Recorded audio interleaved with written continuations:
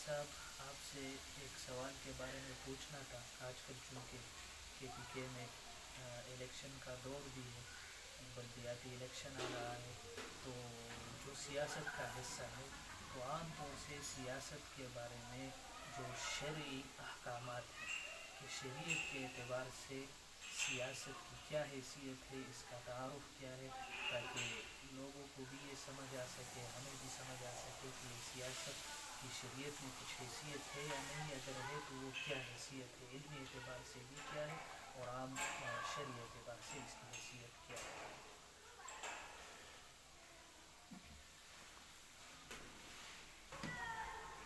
وعلیکم السلام ورحمۃ اللہ.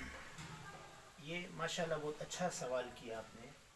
چونکہ عام طور سے جو حالات ہے, موجودہ حالات کے پیش نظر اکثر لوگوں کے ذہنوں میں یہ سوال اٹھتا ہے کہ سیاست کا تعارف کیا ہے اور شرعی نقطہ نظر سے اس کی حیثیت کیا ہے. میں مختصر الفاظ میں اس پر روشنی ڈالوں گا. سب سے پہلی بات, سیاست کے تعارف کو اگر ہم دیکھ لیں تو علماء اصولین نے بنیادی طور سے سیاست کو علم و فلسفہ اور حکمت کی کتابوں میں ذکر کیا ہے. فلسفہ و حکمت کی جتنی بھی کتابیں ہیں, میبزی ہیں, ہدایت الحکمت ہے, ان میں سیاست کو, علم کو بنیادی طور سے دو حصوں میں تقسیم کیا جاتا ہے, حکمت نظریہ اور حکمت عملیہ. پھر حکمت نظریہ کو دو تین اقسام میں تقسیم کیا جاتا ہے, جیسے الہیات, عقائد, فلکیات اور طبعیات. یہ حکمت نظریہ ہے. زیادہ تر ہماری کتابوں میں اسی چیز پر توجہ دی جاتی ہے. دوسری طرف حکمت کی دوسری قسم حکمت عملیہ کہلاتی ہے, جس میں اس کو دو طرح سے تقسیم کیا جاتا ہے, سیاست منزلیہ یا تدبیر منزل بھی اسے کہتے ہیں, اور سیاست مدن یا تدبیر مدن اسے کہتے ہیں.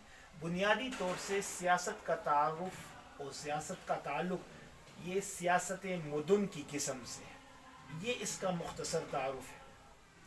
پھر اگر شرعی نقطہ نظر سے اس کو دیکھا جائے تو احادیث, قرآن کی آیتیں اس کو اچھی طرح سے واضح کرتے ہیں. مثلا صحیح بخاری کی ایک روایت ہے جس میں رسول اللہ صلی اللہ علیہ وسلم نے فرمایا, کانت بنو اسرائیل تسوسهم الانبیاء, او کما قال علیہ السلام, کہ بنو اسرائیل کی جو جتنی بھی تدبیر مدنی ہوتی تھی یا منزلی ہوتی تھی, تو انبیاء علیہ السلام اس میں سیاست کا رول ادا کرتے تھے. لیکن چونکہ انبیاء علیہ السلام کا جو مقام و مرتبہ ہے وہ ایک عام سیاسی شخصیت کے مقابلے میں بہت بڑھ کر ہے, اس وجہ سے حقیقت میں تو سیاست شریعت کا ہی ایک حصہ ہے کہ انبیاء علیہ السلام نے اللہ تبارک و تعالیٰ کی حیثیت, اللہ تعالیٰ کی طرف سے جو حیثیت ان کو دی تھی اس کے اعتبار سے کی ہے.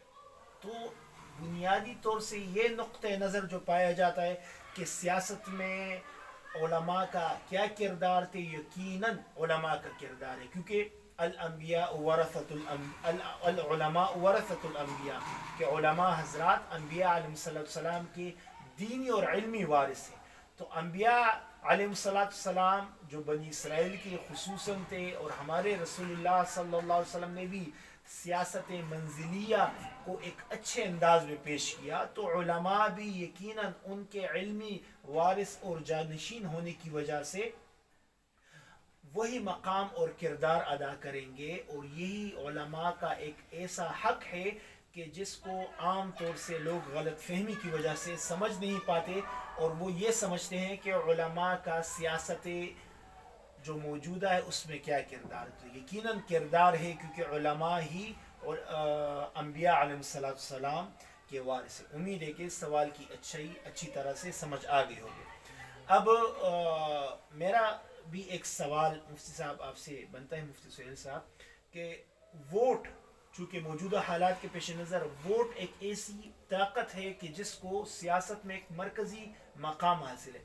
ووٹ کی شرعی حیثیت کیا ہے, اور لوگ ووٹ دینے میں کن شرعی احکامات کے پابند ہیں, کہ جن کو اپنے سامنے ملحوظ نظر رکھنا ضروری ہے، اور بغیر ان چیزوں کے اہتمام کیے ہوئے ووٹ کو محض اپنی عصبیت کی بنیاد پر، لسانیت کی بنیاد پر، پارٹی کی بنیاد پر استعمال کیا جا سکتا ہے یا نہیں کیا جا سکتا ہے، تو آپ اس پر ذرا قرآن و سنت کی روشنی میں، شرعی نقطۂ نظر سے اس پر روشنی ڈالیں۔ جزاک اللہ خیر۔ جزاکم اللہ خیر، آپ نے بہترین تمہید میرے لیے بھی مجھے فراہم کیا ہے کہ اصل سیاست کا تعلق وہ تدبیر منزل اور تدبیر مدن سے۔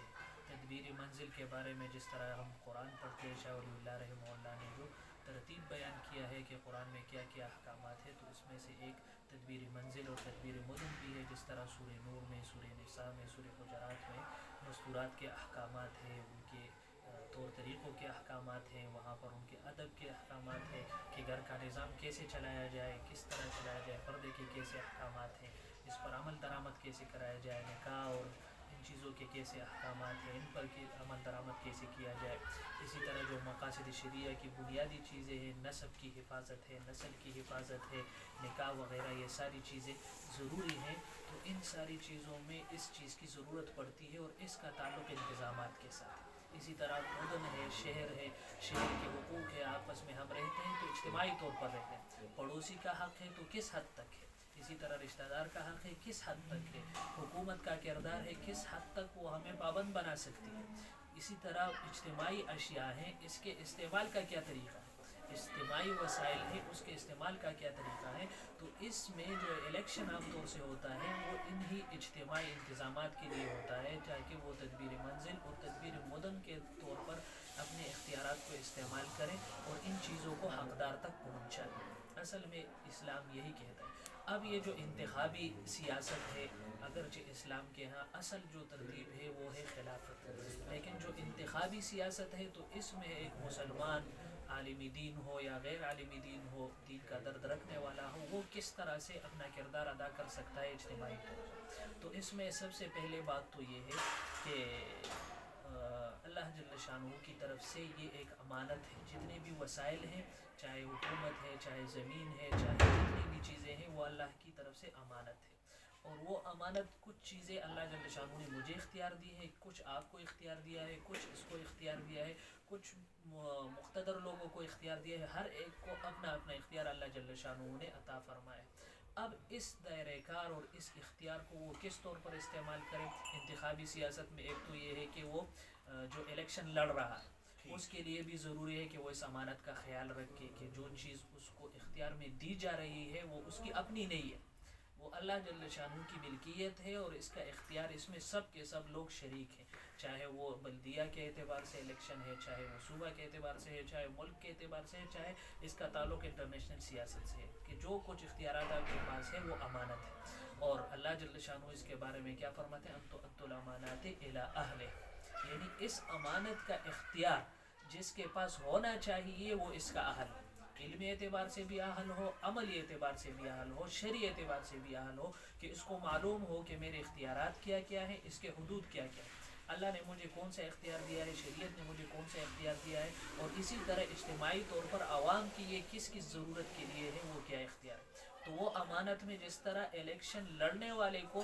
اہل سمجھا جاتا ہے، تو اسی طرح جو ووٹ دینے والا ہے اس کے پاس ووٹ دینے کا اختیار ہے، یہ بھی ایک امانت ہے، اس لیے کہ وہ اجتماعی چیز میں اپنی طرف سے ایک امانت کی ادائیگی کے لیے کسی اور کو ذمہ دار بنا رہا ہے، تو اس کے پاس بھی یہ ووٹ امانت ہے کہ امانت کے طور پر دے۔ اسی طرح وہ اس آدمی کے بارے میں گواہی دے رہا ہے کہ وہ اس امانت کو صحیح طریقے سے استعمال کرے، اس امانت میں خیانت نہیں کرے گا، تو اس میں یہ گواہی بھی ہے۔ اور وَلَا يَشْهَدُونَ الزُّورَ، کہ قرآن میں اللہ جل شانہ کی طرف سے حکم ہے کہ جھوٹی گواہی آپ نے نہیں دینی ہے، کہ کسی کو امین کہنا ہے تو وہ حقیقت میں بھی امین ہو، امانت دار ہو، ایسا نہ ہو کہ آپ جھوٹ کے طور پر پیش کر رہے ہیں۔ اگر جھوٹ کے طور پر آپ گواہی دے رہے ہیں، ایک تو قرآن کے اصولوں کے خلاف ورزی، دوسری بات یہ ہے کہ حدیث شریف میں بھی ہے جو کبائر کے گناہ ہے الاشراک باللہ، تو ساتھ ساتھ اس میں بھی شہادت الزور بھی ہے، جھوٹی گواہی بھی ہے۔ ایک حیثیت اس میں سفارش کی بھی ہے، کہ مطلب یہ کہ صرف میرے ووٹ سے تو کوئی آدمی منتخب نہیں ہو رہا، لیکن جس آدمی کو آپ ووٹ دے رہے ہیں تو سب کے سامنے آپ اس چیز کا اعتراف کر رہے ہیں، اس کی سفارش کر رہے ہیں کہ مجھے اس پر اعتماد ہے کہ یہ آدمی اس چیز کے لیے اہل ہے کہ اجتماعی جو ذمہ داری ہے، اجتماعی جو وسائل ہیں، وہ ساری چیزیں یہ صحیح طور سے استعمال کرے گا، اور انصاف کے مطابق. اور انصاف یہ نہیں ہے کہ برابری، مساوات الگ چیز ہے. برابری یہ ہے کہ حقدار کو اس کا حق دے دیا جائے. جس طرح عام عہدے ہوتے ہیں، میرٹ پر وہ چیز ہوتی ہے، تو اسی طرح یہاں پر بھی اس چیز کا خیال رکھنا چاہیے. اور یہ شریعت کا اصول ہے، اور شریعت میں یہ چیز. اس کے لیے بنیادی ذمہ داری ووٹ میں یہ ہے کہ آپ کے پاس بھی یہ امانت ہے. اس میں اس چیز کا خیال رکھیں کہ جس کو آپ دے رہے ہیں وہ اس چیز کا اہل ہو، جو ذمہ داری آپ کو. اس میں غلطی کہاں سے ہوتی ہے؟ ایک تو یہ ہے کہ جو بلدیاتی الیکشن ہو رہا ہے تو عوام کو یہ پتہ ہی نہیں ہے کہ ناظم کے اختیارات کیا ہے، کسان کونسلر کے اختیارات کیا ہے، اور یوتھ کونسلر کے اختیارات کیا ہے، ان کی ذمہ داری کیا کیا ہوتی ہے، میں کس چیز کا اس کو ووٹ دے رہا ہوں کہ اس کو اہل سمجھ رہا ہوں. یہ چیزیں کسی کو پتہ نہیں ہوتی. دوسری بات یہ کہ جو بڑا اہم مسئلہ ہے، جو ہمارے دین کے ساتھ، قرآن اور حدیث کے ساتھ اس کا تعلق ہے، اور شریعت کے ساتھ، اور ایک عام مسلمان کے لیے وہ ضروری ہے، وہ کیا ہے کہ امانت ہے، شہادت ہے، اور ساتھ ساتھ اس کی سفارش بھی کی جا رہی ہے. تو یہ چیز ہے. اور پہلے بھی عرض کر چکا کہ شریعت میں اصل چیز کیا ہے؟ خلافت ہے. لیکن جو جمہوریت ہے یا انتخابی سیاست ہے، تو اس میں بھی بحیثیت مسلمان ہمارے لیے احکامات موجود ہیں. اس کا ہم خیال رکھیں. میرے خیال سے تقریباً یہ کافی ہے. جی بڑی مہربانی جی. مفتی صاحب نے ماشاء اللہ انتہائی آسان الفاظ میں بہت اچھے طریقے سے اس کو خلاصتاً یوں بیان کیا کہ ووٹ کی شرعی 3 حیثیتیں ہیں. ایک امانت ہے، ایک سفارش ہے، اور ایک گواہی ہے.